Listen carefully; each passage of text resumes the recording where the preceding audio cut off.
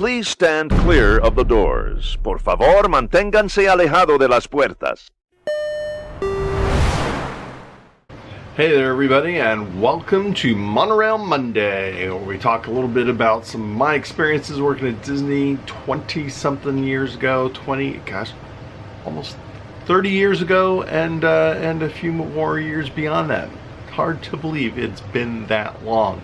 This is episode number 38. And if you haven't watched this before, we talk about my experiences working at Disney in the old days, as well as how things worked, behind the scenes operations, things like that. Put a link in the to one of the playlists down below. Now, we had originally planned for the next episode to be special guest. I haven't set that up yet. It's coming soon. But this time we are going to actually talk about a little about Lost and Found and some of the fun things and also the worst job that I worked at Walt Disney World. Let's talk a little bit about Lost and Found. Quite often, if you lose something, you can go to Lost and Found, and there's locations in each park where there's Lost and Found. A lot of stuff does get found. Cast members are generally pretty honest people. Most of that stuff gets turned in, but it was staggering to me at the time how many people would bring valuables with them into the park and then leave them with their stroller or their wheelchair or whatever, just hanging off a bag. Not sometimes secured in the bag with the bag closed or whatever, but so many times people would park their strollers or their wheelchairs, and they would just leave a video camera just sitting on a seat of the stroller or wheelchair, just sitting there. You know, maybe a Walt Disney World shopping bag on top of it, but obviously it's just sitting there. A purse, big giant, one of those, those giant mega purses with a whole bunch of stuff in it, and all of a sudden it's just sitting there. And the number of times that I might work overtime in the parks and see a wheelchair or stroller with this stuff, it was amazing how many times people would leave valuables just sitting there and just trust that, hey, I'm at Walt Disney World, I'm in the most magical place in the world, and nobody's going to come touch this. It's amazing how many people actually did, and I'm sure still do, take these things. There was the story a couple of years ago about the woman who stole somebody else's entire stroller and just walked off with it. So these kind of things still do happen, and if you go to the parks, don't leave your valuables in the stroller. Obviously you can't carry everything in the stroller, but do take your valuables. Don't leave your wallet in the stroller. Don't leave your video camera in the stroller. Things like this, they will be taken. Somebody is going to find them and take them. The cast member who's managing the areas with the stroller, and that whole thing has gotten much worse. We'll talk about that in a second. But whoever's managing the stroller and wheelchair area to the side of the tracks, they're not watching all this stuff. They don't have time. They can't be responsible for all these valuables that might be left in the strollers or wheelchairs.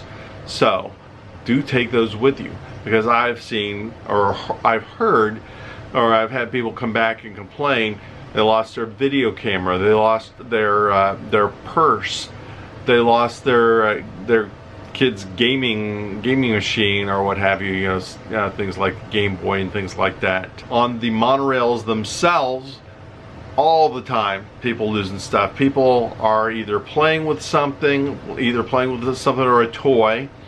A lot of kids losing toys and stuff, and it just gets left. They get to the park, oh my gosh, it's time to get off the train, let's get off, and everybody rushes off the monorail trying to beat each other down the ramp and get inside the park, and they forget something. They forget the diaper bag, they forget the purse, forget the backpack.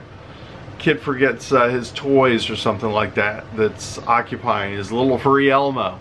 We always had areas by the attractions where we put things aside, and those have evolved a little bit over the years, but these days the stroller, wheelchair, scooter issue is so much worse as far as traffic and congestion than it was in my time. the strollers. When I took my daughter when she was very young to Walt Disney World, obviously I could take her there anytime after work or on a day off. We didn't go all the time because I worked there all the time. I worked there 40 hours and even more on days where they were offering overtime, double time, things like that. I worked all the time. So when you work 60, 64, 68 hours at the parks, you don't want to go there on your day off and just sit and watch crowds or anything. I did, when I did overtime a couple of times, one of the places I did was Small World. I didn't actually work in the, I take that back. One of my overtimes I did do, worked unload with a Small World, where I was actually inside the building.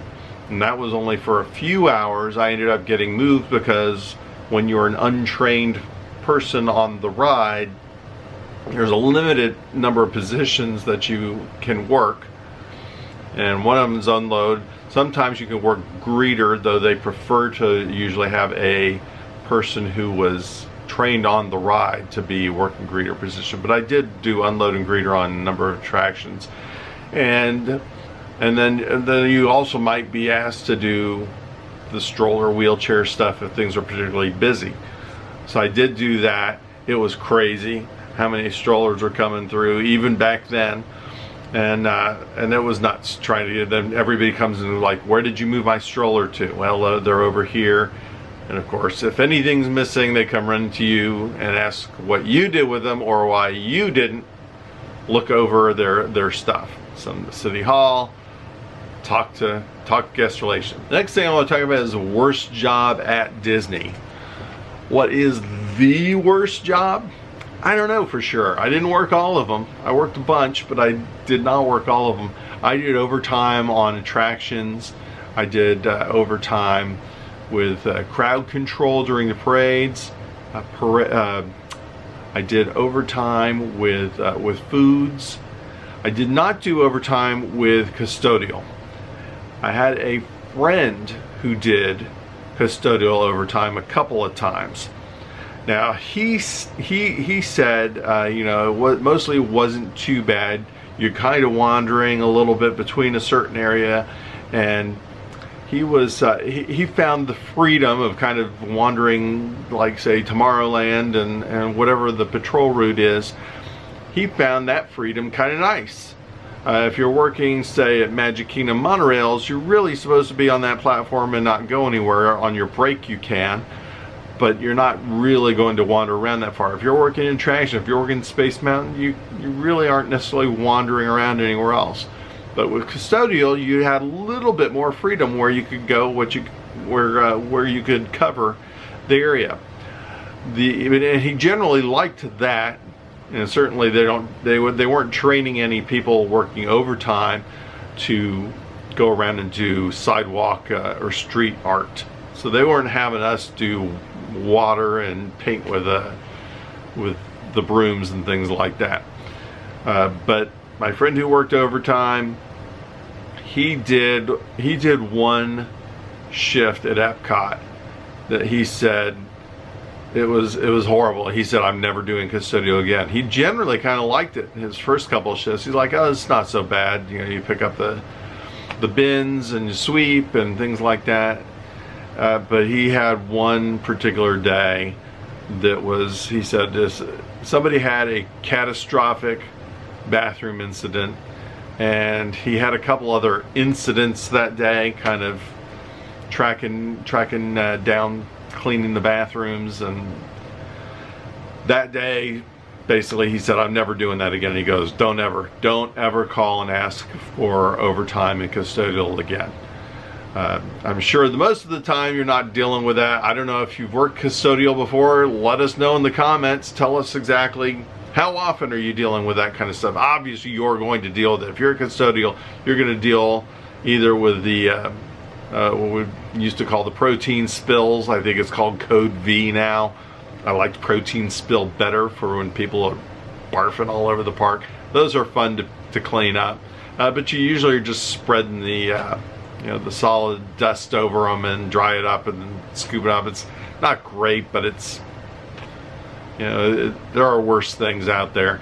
But the catastrophic bathroom incidents, which I don't want to go on a whole lot of details, but let's just say that often miss the toilet. That was really bad. So I never got to do that myself, but that was pretty bad. How often that would have occurred, is that the worst? I don't know that it is, but it could be. For me, foods was the worst, and that was one of the 2 places I had an opportunity to go. One of the 3 places when I got hired, I was offered either custodial, foods, or merchandise. So I did take merchandise. Monorails was not available at the time. There was sometime after I was hired, a lot more people got in right to monorails. They needed help, they needed bodies. When I went in, no, monorails were not available, attractions were not available. What we're hiring for right now is foods, custodial, and merchandise. So that's how I ended up starting in merchandise. And then you got to stay somewhere at least 6 months before you can transfer. So that's how I ended up there. But I did do foods, overtime foods, mostly at the studios, and one time at Epcot. And foods was awful. Not necessarily so bad in off times. Say at 2 o'clock, it's not nearly as bad as, say, 11:30, 12 o'clock, right at those prime peak lunch hours when everybody is in line and everybody's arguing about what they want to eat and coming up there. I was not usually not operating the cash register, even though I was cash handling trained.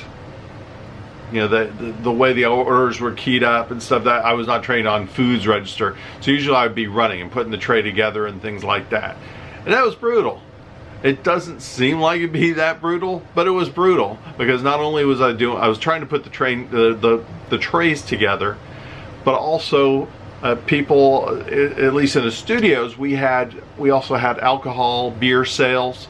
So people want beer, trying to get the beer. Of course, the thing is spitting out and foaming up, so you can't really get a decent pour with the beer. So they're like, "Are you gonna serve me that kind of head? What the hell are you doing? You know what you're doing?" You get called a lot of names. It's very fast paced. You're trying to keep up with everybody's waiting for orders. I'm waiting for this. I'm waiting for that. And if you're behind there trying to fill the trays in the different areas, we back at the time, the worst couple of days that I worked were in the studio foods. Studio foods, it was busy as heck. At the time we were doing the handwiches, if you've been going to Disney a long time, you remember handwiches. They were like Hot Pockets, but they were big, nice crust on them. I liked the handwiches, but they had a bunch of different ones.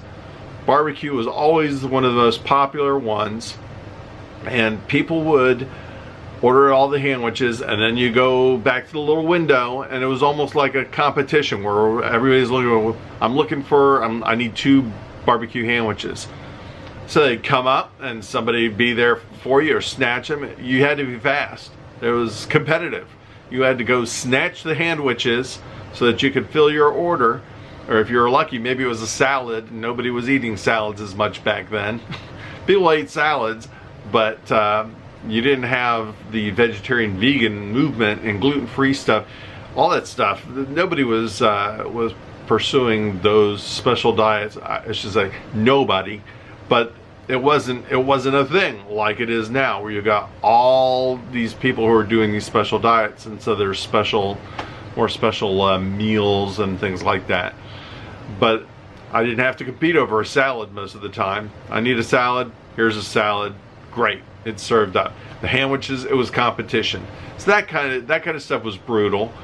And because I was working overtime that one day in the studios, I didn't get a break. I worked an 8.5-hour shift with 0 break. I didn't get a break, I didn't get a lunch.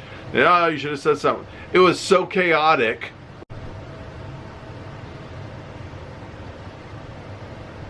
So foods was the worst job that I did at Disney. I was in the back prepping. I wasn't ringing people up, but I was doing a lot of stuff in between and around, and that was really challenging position to work for overtime. And I'm thinking, oh, this will be fun. I'll be doing something different from monorail, so that'll be fun. But it was very challenging, and it was constant. It just did not let up very much at all. Even during slower times, there was always something that needed to be done. So that was the worst job at Disney World, and a little talk about strollers and wheelchairs and Lost and Found. Hope you enjoyed that. I'm working on doing the special guest for next week. Hopefully we'll set that up.